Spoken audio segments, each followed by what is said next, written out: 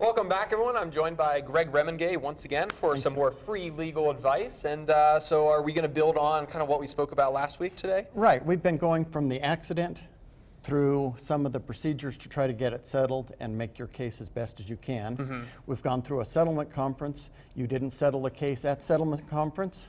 You've now put together your plan for how you're going to present things at trial. Right. And now the trial starts. Okay.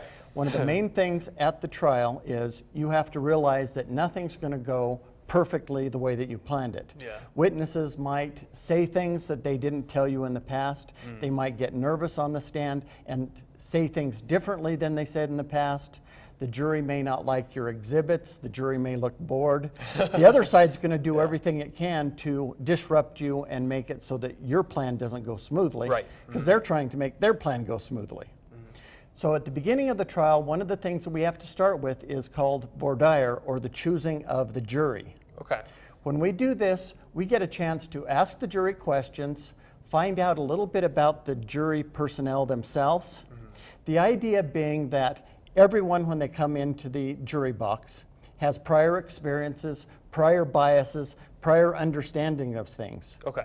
You need to try to figure out what those biases are, what those things are that are important to them, so that you can talk to them and they'll understand it. Right. You also need to find out if there are people that are absolutely against your position, because you don't want those people on the trial. Yeah. Unlike where it says you try to pick a jury of people that is unbiased and the best jury, what actually happens is you pick a jury of the least objectionable people to you and the other side. Okay. If they're objectionable to me, I get them off. Yeah. If they're objectionable to the other side, they get them off. And so you're stuck with the people that are least objectionable to both Either sides. side. Yeah. Okay. Then, once the voir dire is done, the jury's selected, you go on with the process of opening statements, presenting your case. The other side gets to present their case, and then you get a rebuttal. Okay. All of these things are basically in threes. If you bring a witness on the stand, you get to question the witness. The other side gets to question, then you get to question. Okay. Same thing with the overall structure of the trial. You present your case, they present their case, you get to rebut.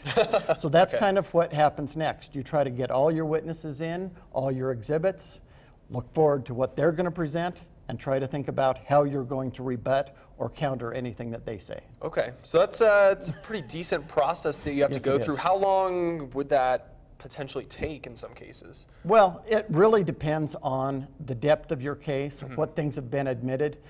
I know that some of the long jury trials have lasted 2 or 3 months. Wow. Some short ones, if the issues are less, last a day. Okay.